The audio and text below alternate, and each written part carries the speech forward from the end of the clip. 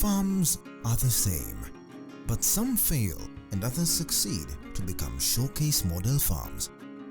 There are many difficulties that are experienced by new and small-scale poultry producers, and these can be surmounted if only we understand where the problem is.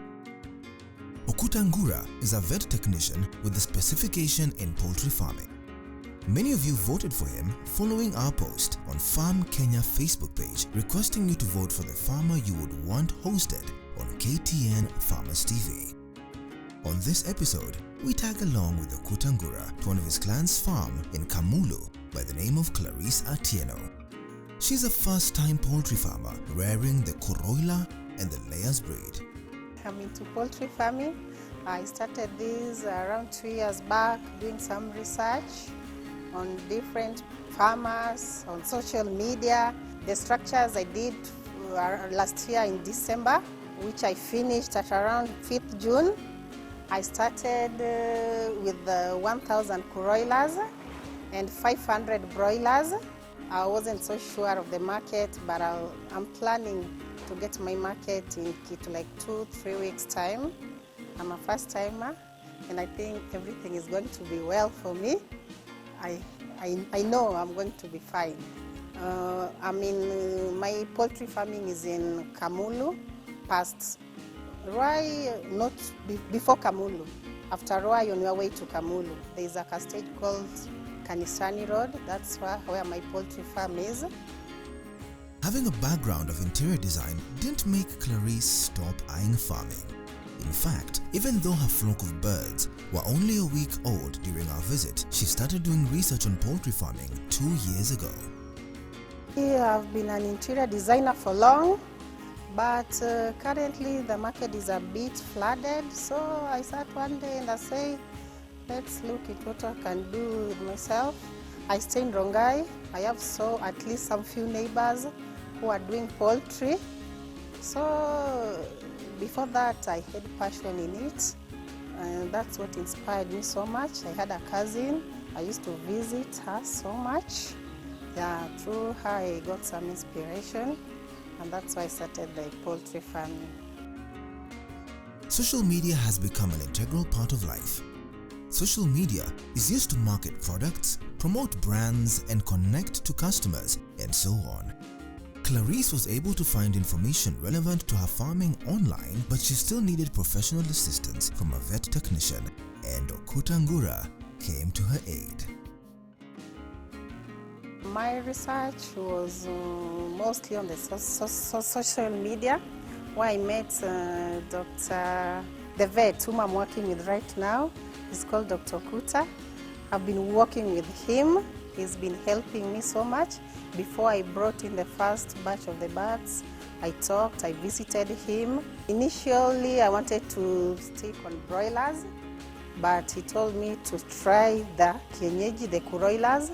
They're also good, and I listened to him.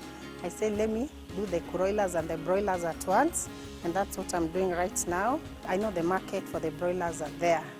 Yeah, at least I have talked to some guys. I know it's there. I used to visit the cybers. Yeah, the farmers, how I visit some few, but most of the things I normally get from the social media. Yes, at times I normally call my vet so many times. I'm new into poultry farming. There are so many things I don't know. So I have to call. We just started recently. There are so many signs I don't know. So if there's anything that I don't know, I have to call to learn. Yeah. If for the foods, the feeds. Okutangura advised Clairice on how the structure should be constructed. With a total of 1,500 birds, she was required to have a structure that would give 1 to 1.5 square feet per bird. The structure itself, the height of the walls should be around 3 feet high. The rest should be under chicken wire. That is the ventilation. And then, of course, the height of the house should be around 7 to 8 feet high. And then the floor should be corrugated. It should be rough to enable easier cleaning. The floor should have wood shavings as the litter. Construction of brooder houses should be properly built to keep away predators such as rats, dogs, and even cats. Proper ventilation is necessary to regulate temperature and remove carbon dioxide, ammonia, other gases, moisture, dust, and odor. And then once you have introduced the chicks, there are several things that we have to look into on the day of the introduction of the chicks. Of course, the house should have curtains when these chicks are being introduced into the brooder. The importance of the curtains is to prevent direct wind and to also make sure that the heat inside the brooder is not lost. And then there's that brooder construction. The brooder, importance of the brooder is to help those chicks get access to heat and access to feeds and water so that they don't roam and go far. For 1,000 chicks, it should have at least a diameter of 4 meters, and at least it should be at least 1 meter high so that there is no direct wind. And the poultry house itself should be covered very well to prevent predators. There are those factors which can lead to high mortality of chicks, including predators, including diseases which affect them from day one. We have other issues like poor quality feeds and suffocation, especially when the brooder has sharp corners. They go to the sharp corners and they suffocate and they die. The broiler chicken was first introduced into East Africa through Uganda and then from Uganda into Kenya. It is an Indian breed that is well known for its good quality meat and the large number of eggs that it produces every year. The broiler, on the other hand, are meat birds that are bred to grow fast so that they are ready for the dinner table between 4 and 10 weeks of age. The combination of the two breeds are perfect for commercial farmers. Okuta advised Clairice on where to source for quality chicks. The chicks, when they were brought in, they were day-old chicks.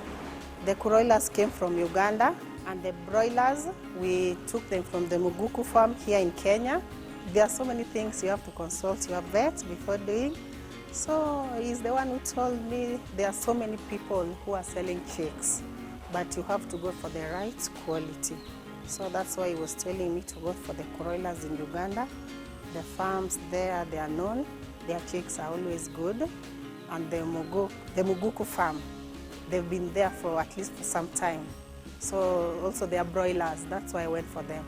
They are good. Right now there's a problem with eggs because of overproduction, and there's the import of eggs coming from the neighboring countries. Now most farmers are turning to broilers and other type of birds for meat.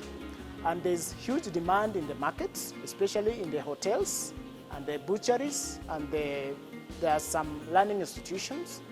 So that's why I advised her to keep these birds. The advantage is that these birds grow very fast. Broilers and broilers, they grow very fast, and for commercial purposes, the farmer is bound to get the return on investments in a short time. When you compare it to layer birds, because layer birds, you have to wait until 20 weeks for them to be ready. You'll have invested heavily on feeds and vaccines. But for this type of birds, the returns are in a short time. And the demand is there. The stage of life when chicks need some additional heat is called the brooding stage. It lasts up to 6 weeks, depending on the temperature of the environment, until the chicks can control their body temperatures themselves. Clairice has to follow instructions to the detail to ensure her chicks grow strong and reduce the mortality rate. Okay, the first day they were brought in, I stayed far, but I had to look for somebody to help me take care of the birds here in Kamulu. When they're still small, they are a bit delicate. You have to provide good heat for them. So we are making sure that the heat is okay. Their feeding program, there's a way they should be fed. The water, the way they are supposed to be given water. So there are some things that you have to follow on how you should. At night, when they are still like a week, a day old, there are some things you should really look into because they need a lot of attention. So even at night, like after every, you have to look into them. Yes, so the feeding, the watering, and the heat system have to be in good place. For the day-olds, up to around 3 weeks, you have to supply them clean water. That's water that I can also take for my consumption. It's good for them when they're still young. We keep on feeding. The moment the feeds are over, you keep on adding. The moment the water is finished, you keep on adding. In a day, we can feed like a bag at times. At night, at least they rest. At night there's some resting. They don't feed too much. They don't drink a lot of water. But in the daytime, they take a lot of food. They take a lot of water. 2 hours at times, even you wake after an hour, because they're still small, they can always run against each other.